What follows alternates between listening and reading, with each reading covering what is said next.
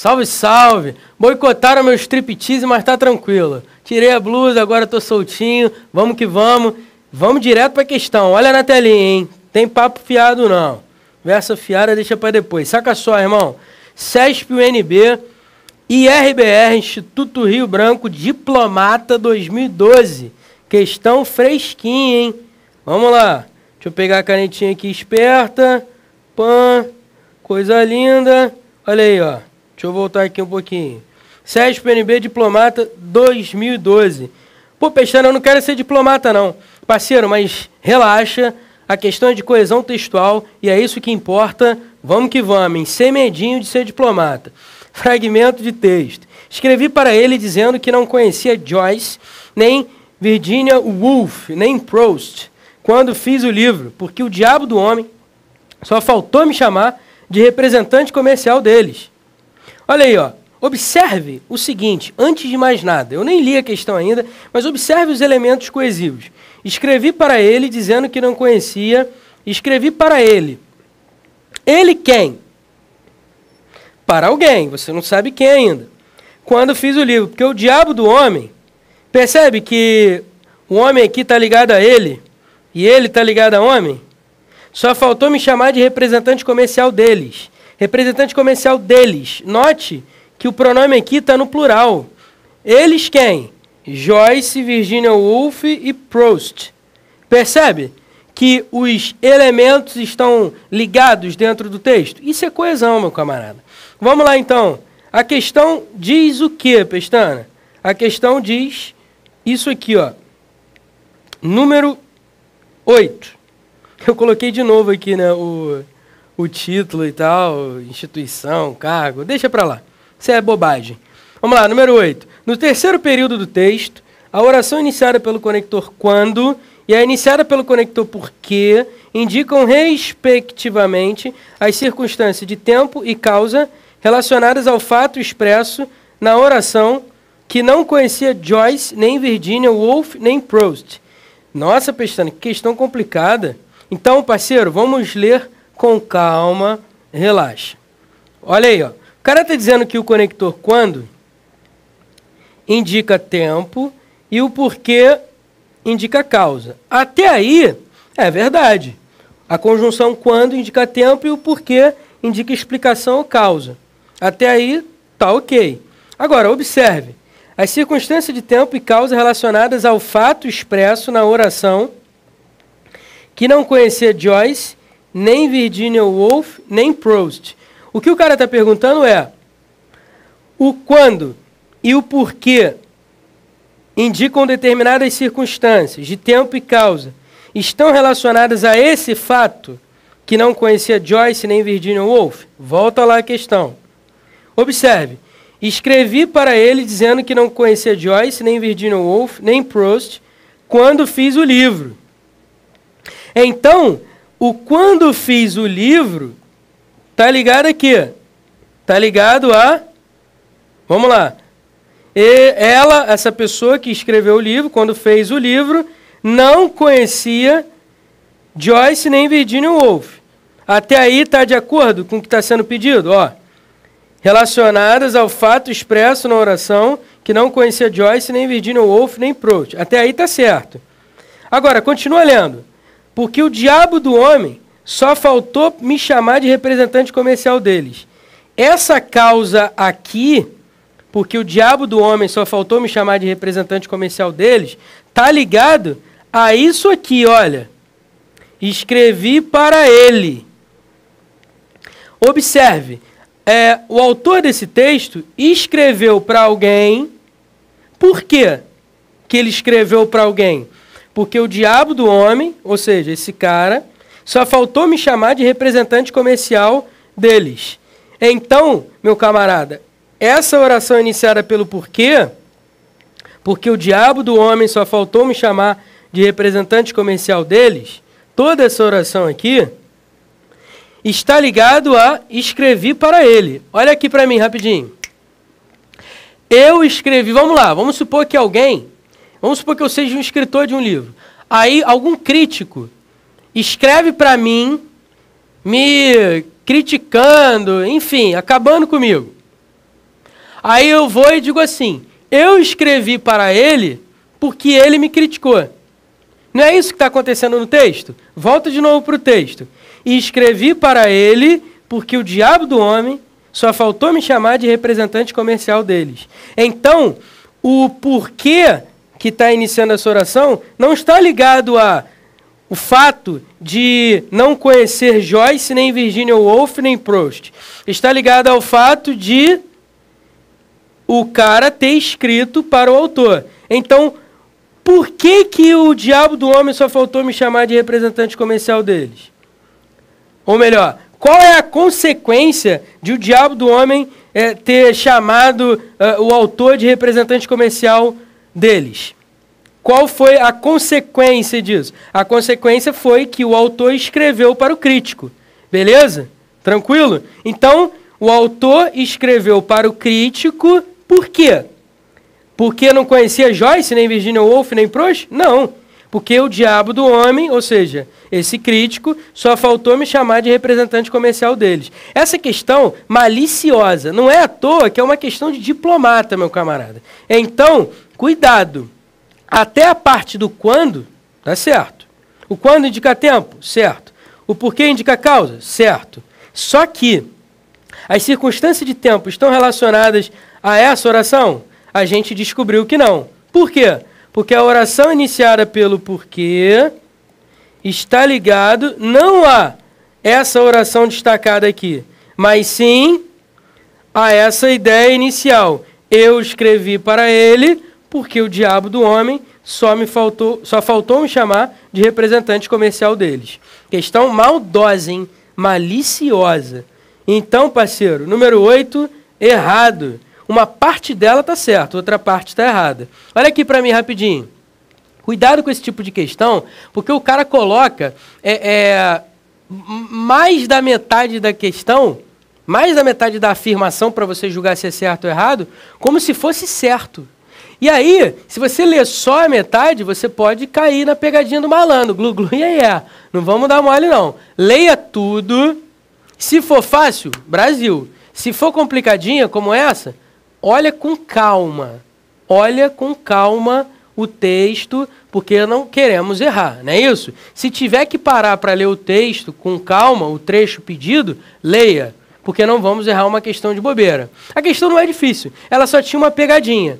O quando tá ligado à oração destacada.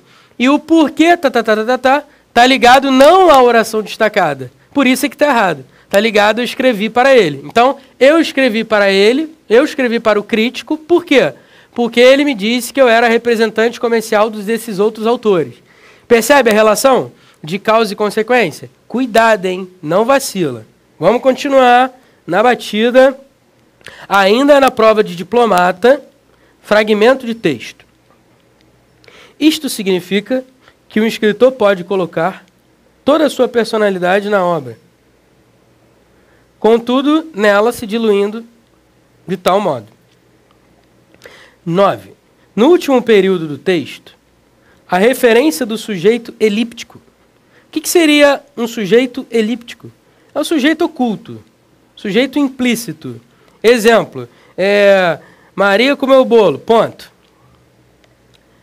Passou mal depois. Quem passou mal? Maria. Percebe que o sujeito do verbo passar, da oração passou mal, está implícito, está elíptico. Você sabe que é a Maria, mas ele está implícito, está elíptico. Então, sujeito elíptico é aquele que está omisso, está oculto, está implícito. Então, vamos lá.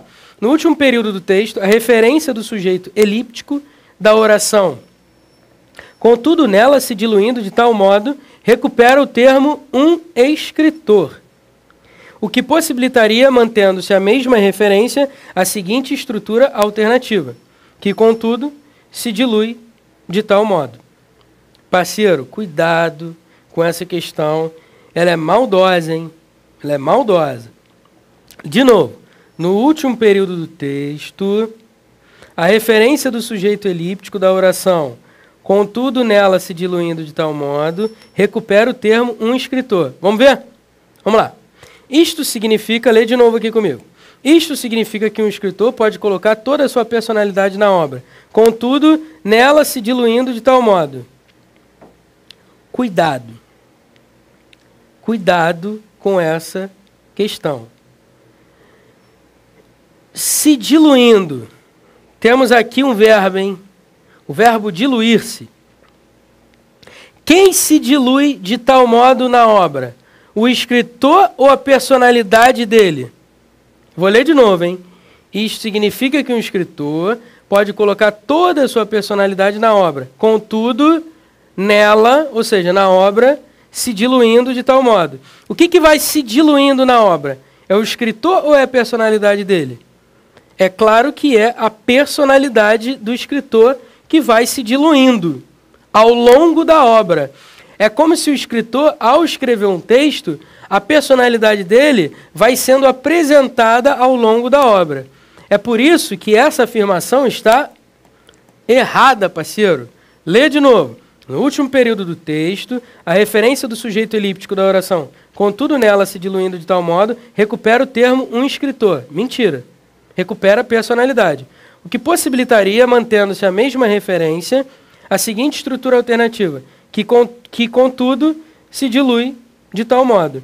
Olha, essa reescritura aqui não altera em nada o fato de esta parte aqui estar errada. Então, meu camarada, por mais que isso aqui esteja certo, há uma parte da afirmação da questão 9 que está errada.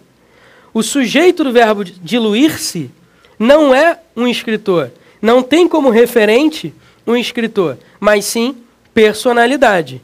Cuidado com essa maldade aqui. Pestana, que parada é essa que você falou? O que isso tem a ver com coesão? Vamos lá, cuidado. Quando eu penso em coesão, normalmente eu penso em duas coisas na prova do CESP, pronome e conjunção. Não foi isso que eu falei para você? Porém, às vezes, o cara trabalha coisas diferentes. Essa foi uma questão. Até porque é uma questão de diplomata, né, meu camarada? É uma questão difícil, não é para qualquer um. Beleza? Então se liga só. Presta atenção. A elipse é a omissão de um termo. E dentro do texto, você pode ter elipse para favorecer a coesão. Ué, como assim? Vamos lá. A coesão serve, dentre outras coisas, para evitar a repetição desnecessária. Beleza? Repetição é muito chato. A pessoa que fala o tempo todo repetindo as mesmas palavras é muito chata. Por exemplo, o aluno estudou muito, o aluno passou na prova, o aluno ficou feliz. Pô, é chato. Seria mais interessante que eu falasse assim, o aluno que estudou muito passou na prova. E ficou feliz. Concorda que ficou feliz? Quem ficou feliz? O aluno. Então, o sujeito do verbo ficar está implícito, está oculto. Mas você sabe quem ficou. Quem ficou? O aluno, que é o referente da elipse, da omissão. Beleza? Então, omitir um termo evita a repetição. Tá certo isso? Então, isso está ligado à coesão. Porque se você está escrevendo um texto e você repete a mesma palavra, isso mostra que você não tem domínio de vocábulos, domínio vocabular. Beleza? E aí, o que você faz para eliminar essa falha? Vamos supor que você tem pouco domínio vocabular. Não achou um sinônimo para aquela palavra. O que você faz? Você omite a palavra. Beleza? Por exemplo, eu digo assim, a Copa de 2014 beneficiará o Brasil, vírgula, mas trará também alguns malefícios. Quem trará alguns malefícios? A Copa de 2014. Percebe que está implícito? Está oculto? Subentendido? Maravilha. Essa é uma espécie de coesão referencial. Em vez de você colocar um pronome para substituir a Copa de 2014, eu poderia dizer, né? A Copa de 2014 beneficiará o Brasil, mas ela também traz alguns malefícios. Também trará alguns malefícios. Eu não poderia colocar o ela substituindo a Copa, mas eu não quis. Eu quis fazer o quê? Omitir o pronome. Elipse é isso. É a omissão de um termo facilmente subentendido. Beleza? Alguns gramáticos chamam de zeugma. Na tua prova vai cair como elipse. Tranquilão? Show de bola. Então, número 9, errada. Por quê? O sujeito elíptico do verbo diluir-se não é escritor, mas sim personalidade. Vamos que vamos. ainda na prova de diplomata. Caem muitas questões de coesão nessa prova, como você pôde perceber. Mas, na verdade, cai na prova do CESP, de uma maneira geral, coesão. Coesão é a menina dos olhos do CESP, hein? Todo ano cai isso. Principalmente pronome e conjunção. Tá dado o meu recado. Próxima questão. Trata de um poema, mas você vai ver que é uma questão de coesão tranquila. Vamos lá. Língua do meu amor, veloz e doce, que me convences de que sou frase, que me contornas, que me vestes quase, como se o corpo meu de ti vindo me fosse. Língua que me cativas, que me enleias, os surtos de ave estranha, em linhas longas de invisíveis teias, de que és a tanto habilidosa aranha. Coisa linda, hein? Que isso? É um poeta. É um poeta mesmo. Vamos lá. Observe. Olha o que eu fiz. Tá vendo essas barras aqui?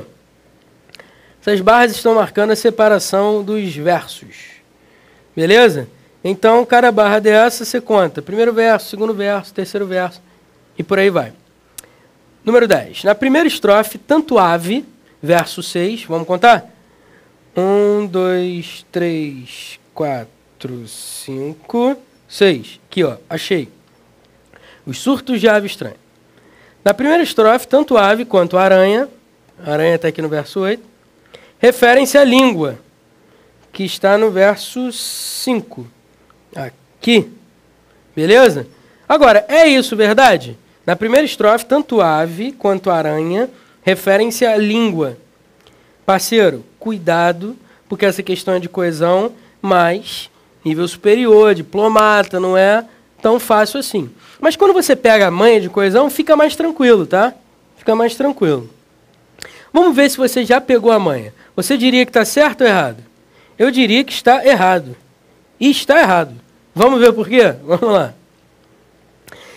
Ave e aranha se referem à língua. Será? Leia de novo. Língua do meu amor, veloz e doce, que me convences de que sou frase, que me contornas, que me vestes quase, como se o corpo meu de ti vindo me fosse. Língua que me cativas, que me leias, os surtos de ave estranha, em linhas longas de invisíveis teias, de que és a tanto habilidosa aranha. E aí? Ave está ligada à língua? Ou eu estou comparando ave à língua? E aí? Não é a mesma coisa. Língua que me cativas, que me enleias, os surtos de ave estranha. Na verdade, ave não está se referindo, não está substituindo nenhum termo. Isso aqui é só uma metáfora. Agora, aranha está substituindo língua por quê? Observe. Em que linhas longas de invisíveis teias, de que tu és, tu quem? Língua. A tanto habilidosa aranha. Ou seja, há uma comparação entre língua e aranha. Observe que há essa comparação. Então eu posso dizer que a aranha se refere à língua? Eu posso dizer. Agora, ave se refere à língua ou isso aqui é só uma metáfora? Eu não posso dizer que, por exemplo, quer ver? Ó, língua que me cativas, que me leias os surtos de língua estranha. Fica até estranho, né? Agora, em linhas longas de invisíveis teias, de que és a tanto habilidosa aranha. Ou seja, tu, língua, és habilidosa aranha. Então está comparando aranha com língua. Então há uma relação entre aranha e língua? A aranha se refere à língua? Sim. Agora, ave não se refere a nada, é apenas uma metáfora, por isso a questão está errada. Beleza? A questão não era mole não, hein? A questão não era mole. Mas, observe, por mais que você tenha achado que ave se refira à língua, quando você nota que aranha se refere de fato à língua, você para pensar, pô, calma aí, será que ave realmente se refere à língua? Aí você pensa, vamos lá, vamos tentar descobrir isso. Língua que me cativas, que me leias o quê? Os surtos de ave estranha. Então, ave estranha aqui é uma metáfora e aí a gente poderia viajar aqui nessa metáfora, tá certo? Como se a língua fizesse o cara voar de uma maneira poética, como uma ave. Mas a ave não seria a língua. A ave seria mais o poeta do que a língua. Beleza? Agora, a aranha não. A aranha é a língua mesmo. Por quê? Porque a língua ou melhor, tu, a língua, né? És habilidosa aranha. Há uma comparação e há uma referência clara entre aranha e língua. Agora, a ave se refere mais ao poeta, ao fazer poético e não à língua. Questão difícil, mas errada, né? Porque a ave não se refere claramente à língua. Tudo bem? Maravilha. Vamos que vamos. CESP-NB ainda em 2012, como você pode ver, 2012 direto. Por quê? Porque cai direto em prova de concurso coesão textual. Então, tem muitas questões aqui de 2012. CESP-NB, PF, agente. Polícia Federal, agente da Polícia Federal. Vamos lá. Só questão de nível superior, boladona, mas você vai ver que, à medida que você constrói o seu conhecimento sobre coesão textual, mais fácil fica para resolver as questões. Tranquilo? Olha aqui para mim rapidinho. Vou te dar uma dica. Toda vez que você estiver diante de uma questão de coesão, preste atenção naqueles conceitos que eu falei na aula passada. Questão de elemento anafórico, catafórico, procura ver isso. Beleza? Para ficar mais fácil. Porque quando você substitui um termo por outro, fica mais tranquilo. A gente viu agora um poema. Normalmente os poemas dão trabalho, né? Ave não estava claramente ligada à língua, mas aranha estava claramente ligada à língua. Tranquilo? Não marque aquilo que você não sabe com certeza. Tranquilão? Beleza? Então vamos que vamos. Olha aí para a telinha com força, hein? Fragmento de texto.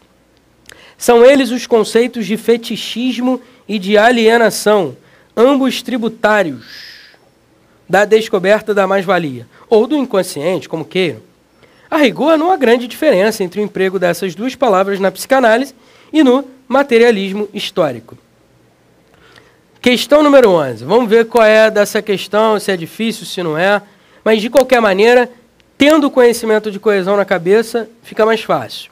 A expressão dessas duas palavras, como comprovam as ideias desenvolvidas no parágrafo em que ela ocorre, remete não aos dois vocábulos que imediatamente a precedem, mais-valia e inconsciente, mas sim a fetichismo e alienação. Como é que eu poderia saber se isso está certo ou errado? Volta à questão. Sublinha dessas duas palavras. Sublinhou? Beleza. Sublinhado.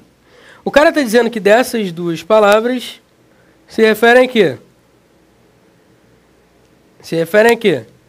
A inconsciente, é isso? Mais-valia, volta lá. Mais-valia e inconsciente. Observe. Está dizendo na questão 11 o seguinte: a expressão dessas duas palavras, como comprova as ideias desenvolvidas no parágrafo em que ela ocorre, remete não aos dois vocábulos que imediatamente a precedem, mas sim a fetichismo e alienação. Então, dessas duas palavras, está se referindo a inconsciente e mais-valia? Não. Está se referindo sim a fetichismo e alienação? Sim. Como é que eu posso ter certeza? Leia com calma. Vamos lá. São eles os conceitos de fetichismo e de alienação, ambos tributários da descoberta da mais-valia ou do inconsciente, como queiram. A rigor, não há grande diferença entre o emprego dessas duas palavras na psicanálise. Então, observe, o cara fala de psicanálise e fala sobre os conceitos de fetichismo e alienação.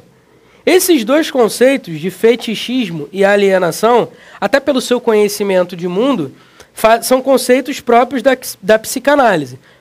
Pelo seu conhecimento de mundo, né? Fetiche, alienação, fazem parte desse universo da psicanálise. Então, essas duas palavras, o emprego dessas duas palavras, não há grande diferença na psicanálise e no materialismo histórico. Então, na verdade, essas duas palavras, que fazem parte da psicanálise, não poderiam ser mais-valia e inconsciente, porque essas duas palavras se referem aos conceitos da psicanálise. E quais são esses conceitos? Os conceitos de fetichismo e de alienação. Portanto, essas duas palavras se referem a quê? Fetichismo e alienação. Beleza? Não era uma questão mole, mas também não era tão difícil como a gente viu agora há pouco a questão do poema, né? Lá da língua, da ave, da aranha e tudo mais. Então, parceiro, número 11, certíssimo. Certíssimo. Dessas duas palavras se refere a fetichismo e alienação. Tranquilo? Show de bola. Questão número 12, vamos que vamos, ainda temos tempo. Mantendo-se a correção gramatical e a coerência do texto, a oração, se alguém é executado, que expressa uma hipótese, poderia ser reescrita, ou poderia ser escrita como, caso se execute alguém, mas não como, se caso alguém se execute. Nossa, que coisa estranha.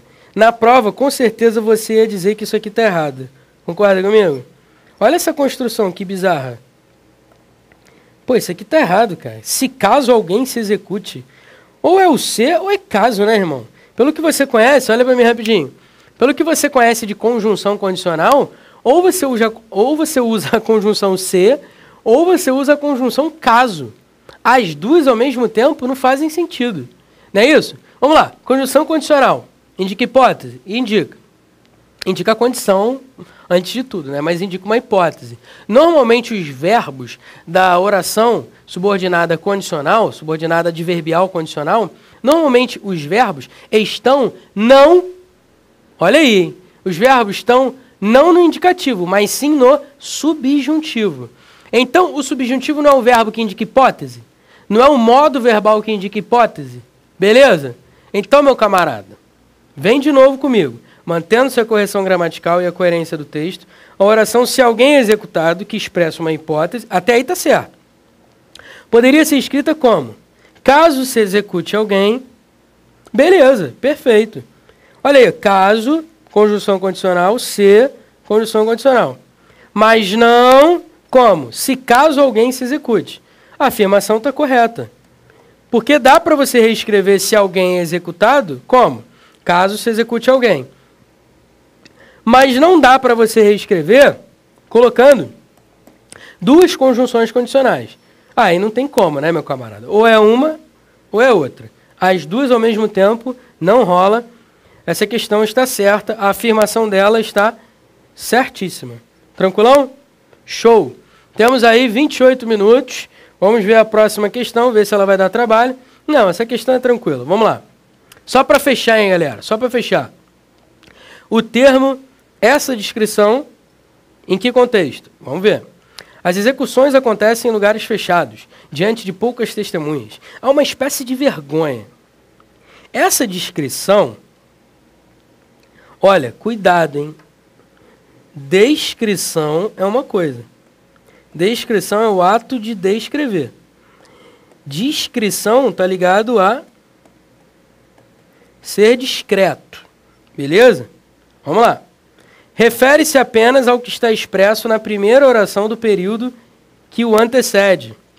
O termo, essa descrição, refere-se apenas ao que está expresso na primeira oração do período que o antecede. Perfeito. Perfeito. Observe só. As execuções acontecem em lugares fechados, diante de poucas testemunhas. Há uma espécie de vergonha. Essa descrição, que descrição? De fazer execuções em lugares fechados, diante de poucas testemunhas. Essa descrição, ou seja, o cara está sendo discreto, como? Executando em lugares fechados, diante de poucas testemunhas. Eu acho que esse texto falava sobre cadeira elétrica, alguma coisa assim, eu não me recordo agora. Então, observe um detalhe. O pronome demonstrativo essa, ele é sempre anafórico. Grava isso, ó. Este, esta, estes, estas. Ele tem valor anafórico ou catafórico. Agora, esse, essa, esses, essas. Sempre valor anafórico, sempre retoma algo anterior. Então, essa descrição, por causa desse pronome demonstrativo, faz referência a algo anterior. Essa descrição qual, Pestana? De executar em lugares fechados diante de poucas testemunhas. Isso é algo discreto. Portanto, o termo, essa descrição, refere-se apenas ao que está expresso na primeira oração, nessa que eu sublinhei aqui, ó, antes dos 2 pontos. Na primeira oração do período que o antecede. Perfeito? Tranquilo? Galera, olha para mim. Paz e amor, tranquilidade, quero ver você revisando essa aula, porque teve algumas questões aqui chatinhas, não é isso? Não é isso? Então dá uma olhada de novo, revisa, rebobina aí o bagulho, não quero ver você de bobeira não. Tranquilão? Qualquer parada, manda um e-mail, tamo junto, para eliminar todas as suas dúvidas. Beijo no coração, daqui a pouco a gente volta.